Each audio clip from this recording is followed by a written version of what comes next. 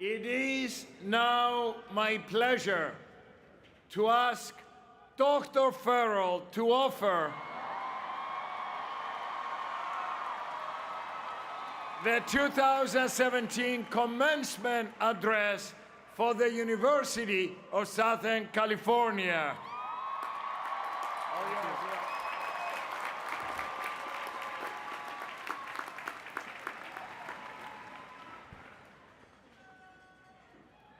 We are SC.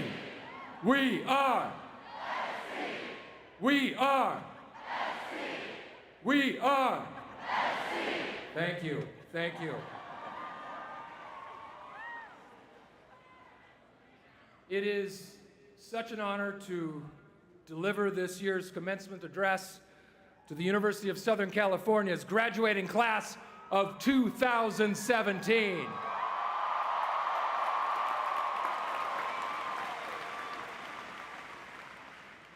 I would like to say thank you, graduates, for that warm welcome. I would also like to apologize to all the parents who are sitting there saying, Will Ferrell, why Will Ferrell? I hate Will Ferrell. I hate him. I hate his movies. He's gross. Although he's much better looking in person. Has he lost weight? By the way, that discussion is happening out there right now. Today, I have also received an honorary doctorate, for which I would like to give my thanks to President Max Nikias. I would also like to recognize my esteemed fellow honorary doctorates, Suzanne Dworak-Peck, a great humanitarian and visionary in the field of social work, Dr. Gary Michelson, whose innovation as one of the country's leading orthopedic spinal surgeons has revolutionized this field. Mark Ridley Thomas, a pillar of local and state government for over 25 years. David Ho, whose work in AIDS research led him to be Time Magazine's Man of the Year for 1996. And one of the great actors of our time, Academy Award-winning actress Dame Helen Mirren. And then there's me, Will Ferrell, whose achievements include running naked through the city of Montrose in Old School,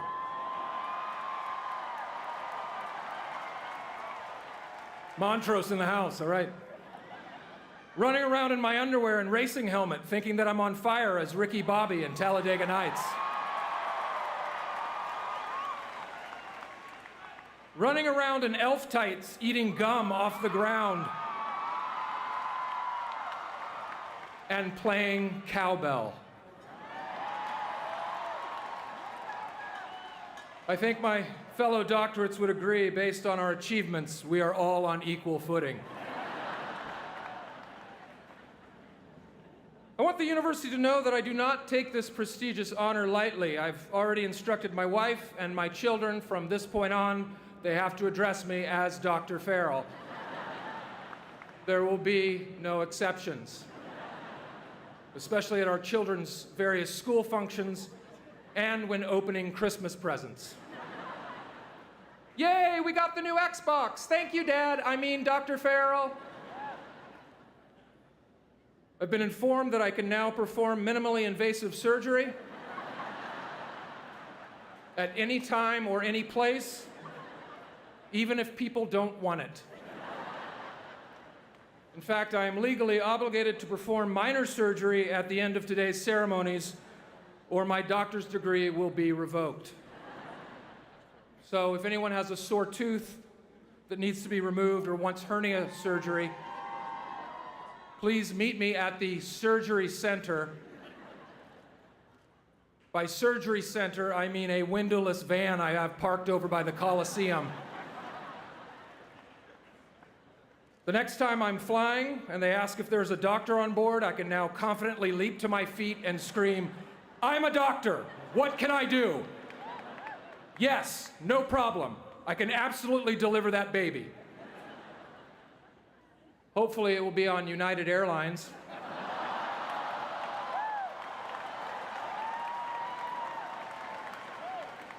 in which I will immediately be subdued and dragged off the aircraft, which we all know will be recorded on someone's iPhone and put on YouTube. You will hear me say, "Call Max Nikias, president of USC. He told me I'm a doctor." Rest assured, President Nikias, I will use my powers wisely. Although this is my first commencement address I have delivered to an actual university, this is not my first commencement speech. The institutions to which I have spoken at previously include Bryman School of Nursing, DeVry Technical School, Debbie Dootson School of Trucking, University of Phoenix, Hollywood DJ Academy, and Trump University.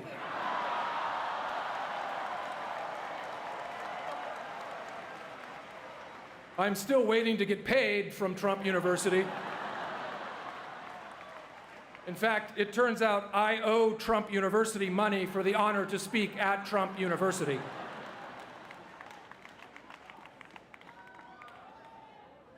You are the graduating class of 2017. And by every statistical analysis, you are collectively considered the strongest class ever to graduate from this university. All of you have excelled in various courses of study. All of you, except for 4 students. And you know exactly who you are. If you would care to stand and reveal yourself right now, that would be great. Those 4 students. There's 1, 2, 3, 4, 5, 6, 8, more like 20. Very honest of you. It is incredibly surreal, one might even say unbelievable, that I get to deliver this address to you. As a freshman in the fall of 1986, if you were to come up to me and say that in the year 2017, you, Will Ferrell, will be delivering the commencement address for USC, I would have hugged you with tears in my eyes. I then would have asked this person from the future, "Does that mean I graduated?" "Yes, you did," says the person from the future. "What else can you tell me about the future?" Future person turns to me and says, "I can tell you that you will become one of the most famous alumni of this university, mentioned in the same breath as John Wayne, Neil Armstrong, and Rob Kardashian."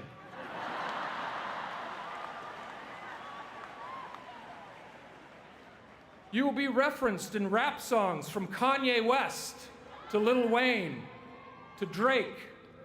Nas will say, "Get me real bonkers like Will Ferrell on cat tranquilizer." Is that it, I would ask? Yes, that sums it up. Except one other thing. In the future, there will be something called Shake Shack. It will start in New York and then come to LA, and people will wait hours for a milkshake.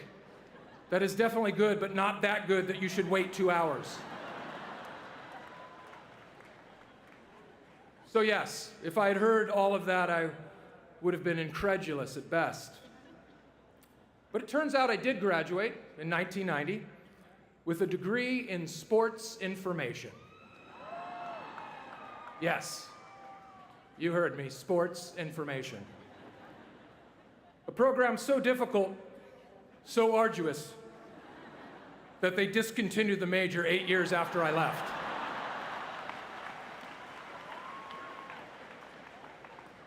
Those of us with sports information degrees are an elite group.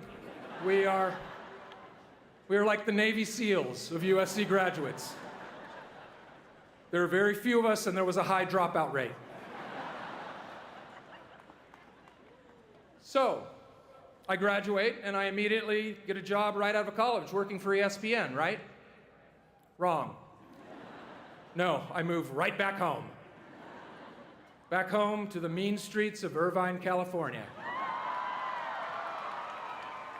Yes, Irvine always gets that response. Pretty great success story, right? Yeah, I moved back home for a solid 2 years, I might add. And I was lucky, actually. Lucky that I had a very supportive and understanding mother who's sitting out there in the crowd who let me move back home. And she recognized that while I had an interest in pursuing sportscasting, my gut was telling me that I really wanted to pursue something else. And that something else was comedy. For you see, the seeds for this journey were planted right here on this campus. This campus was a theater or testing lab, if you will. I was always trying to make my friends laugh whenever I could find a moment. I had a work-study job at the Humanities Audio-Visual Department that would allow me to take off from time to time. By allow me, I mean I would just leave and they didn't notice. So I would literally leave my job if I knew friends were attending class close by and crash a lecture while in character. My good buddy Emil, who's also here today, Emil in the house, Emil told me one day that I should crash his thematic options literature class one day. So I cobbled together a janitor's outfit, complete with work gloves, safety goggles, a dangling lit cigarette, and a bucket full of cleaning supplies. And then I proceeded to walk into the class, interrupting the lecture, informing the professor that I'd just been sent from physical plant to clean up a student's vomit. True story. What Emil neglected to tell me was that the professor of his class was Ronald Gottesman, a professor who co-edited the Norton Anthology of American Literature. Needless to say, a big-time guy. A month after visiting my friend's class as the janitor, I was walking through the campus when someone grabbed me by the shoulder, and it was Ron Gottesman. I thought for sure he was going to tell me to never do that again. Instead, what he told me was that he loved my barging in on his class, and that he thought it was one of the funniest things he'd ever seen, and would I please do it again? So, on invitation from Professor Gottesman, I would barge in on his lecture class from time to time as the guy from physical plant, coming by to check on things, and the professor would joyfully play along. One time I got my hands on a power drill, and I just stood outside the classroom door operating the drill.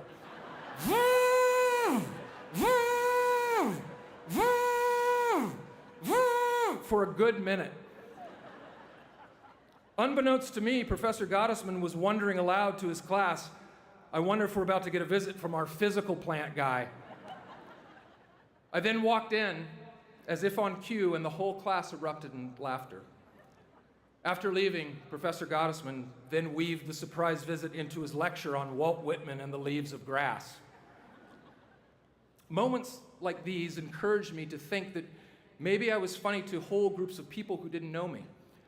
And this wonderful professor had no idea how his encouragement of me to come and interrupt his class, no less, was enough to give myself permission to be silly and weird. My senior year, I would discover a comedy and improv troupe called the Groundlings, located on Melrose Avenue. This was the theater company in school that gave the starts to Lorraine Newman, Phil Hartman, John Lovitz, Pee Wee Herman, Conan O'Brien, Lisa Kudrow, to name a few. Later, it would become my home, where I would meet the likes of Chris Kattan, Sherry O'Terry, Anna Gasteyer, Chris Parnell, Maya Rudolph, Will Forte, and Kristen Wiig. I went to one of their shows during the spring semester of my senior year, and in fact, got pulled up on stage during an audience participation sketch. I was so afraid and awestruck at what the actors were doing that I didn't utter a word. And even in this moment of abject fear and total failure, I found it to be thrilling to be on that stage. I then knew I wanted to be a comedic actor. So starting in the fall of 1991, for the next 3.5 years, I was taking classes and performing in various shows at the Groundlings and around Los Angeles.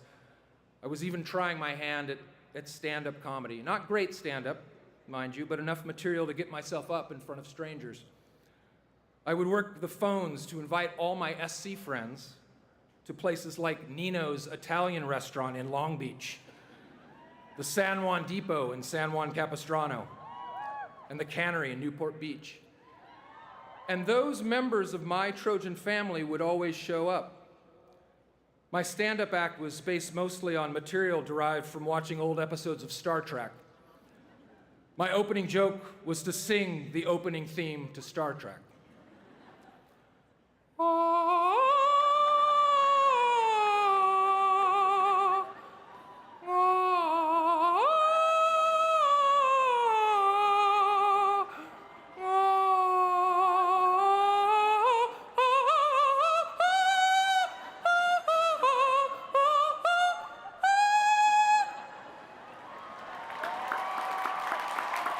Thank you.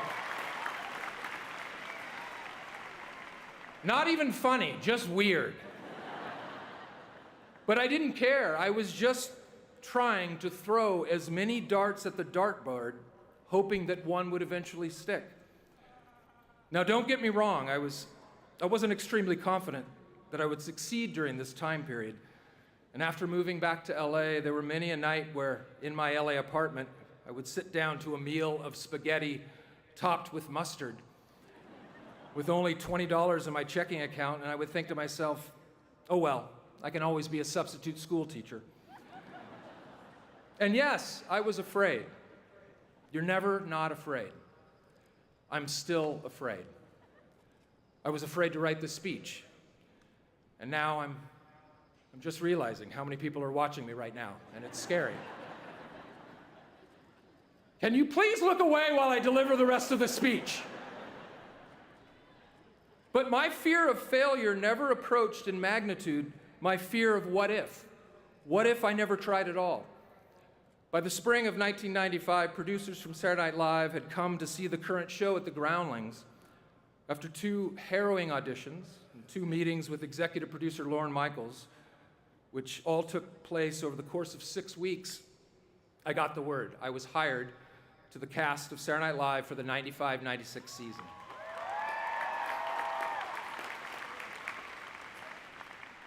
I couldn't believe it, and even though I went on to enjoy 7 seasons on the show, it was a rocky beginning for me. After my first show, one review referred to me as the most annoying newcomer of the new cast. Someone showed this to me, and I promptly put it up on the wall in my office, reminding myself that to some people, I will be annoying. Some people will not think I'm funny, and that's okay. One woman wrote to me and said she hated my portrayal of George W. Bush. It was mean-spirited, not funny, and besides, you have a fat face. I wrote her back, and I said, I appreciate your letter, and she was entitled to her opinion, but that my job as a comedian, especially on a show like Saturday Night Live, was to hold up a mirror to our political leaders and engage from time to time in satirical reflection.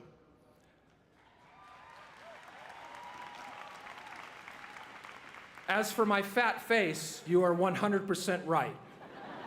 I'm trying to work on that.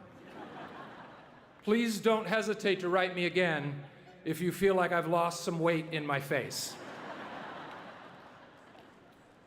The venerable television critic for the Washington Post, Tom Shales, came up to me during my last season of the show. He told me congratulations on my time at the show, and then he apologized for things he had written about me in some of his early reviews of my work. I paused for a second before I spoke, and then I said, "How dare you, you son of a bitch?" I could tell this startled him, and then I told him I was kidding, and that I'd never read any of his reviews.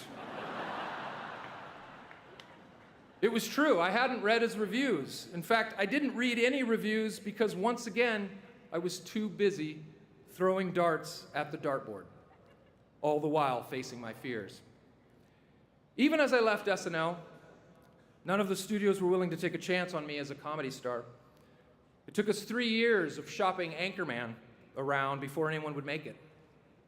When I left SNL, all I really had was a movie called Old School that wouldn't be released for another year, and a subpar script that needed a huge rewrite about a man raised by elves at the North Pole. Even now, I still lose out on parts that I want so desperately. My most painful example was losing the role of Queen Elizabeth in the film The Queen.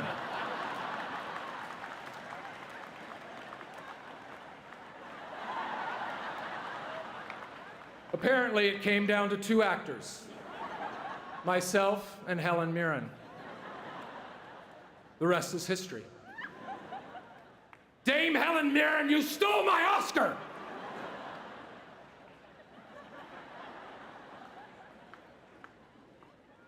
Now, one may look at me as having great success, which I have in the strictest sense of the word.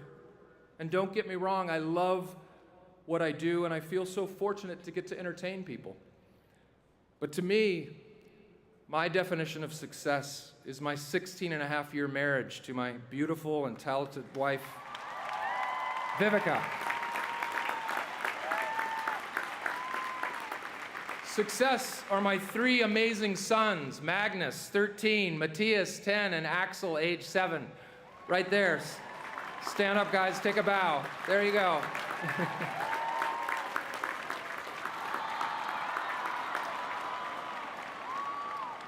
Success to me is my involvement in the charity Cancer for College, which gives college scholarships to cancer survivors.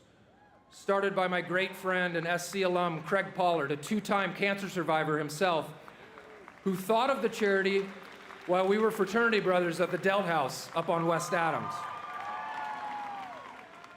Craig was also one of the members of my Trojan family, sitting front and center at my bad stand-up comedy shows, cheering me on. No matter how cliche it may sound, you will never truly be successful until you learn to give beyond yourself. Empathy and kindness are the true signs of emotional intelligence.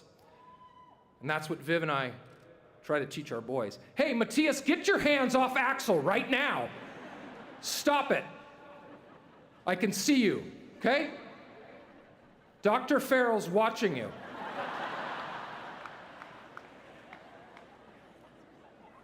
To those of you graduates sitting out there who have a pretty good idea of what you'd like to do with your life, congratulations.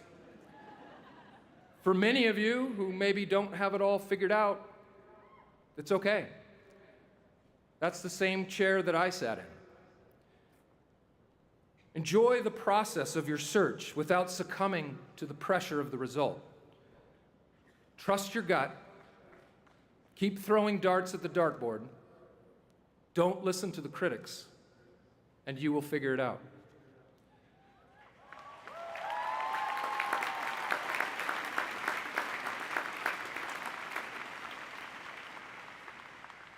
Class of 2017, I just want you to know you will never be alone on whatever path you may choose.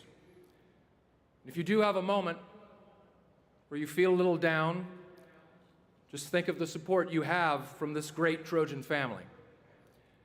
And imagine me. Literally picture my face singing this song gently into your ear. If I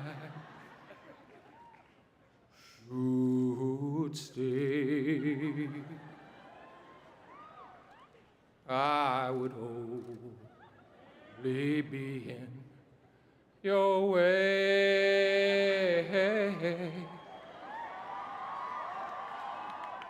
So I'll go, but I know I'll think of you every step of the way.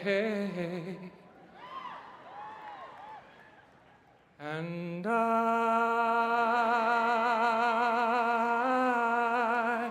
will always love you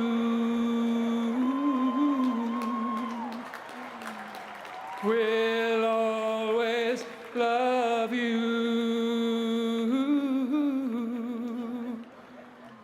Will always love you, class of 2017. And I will always love you. Thank you. Fight on.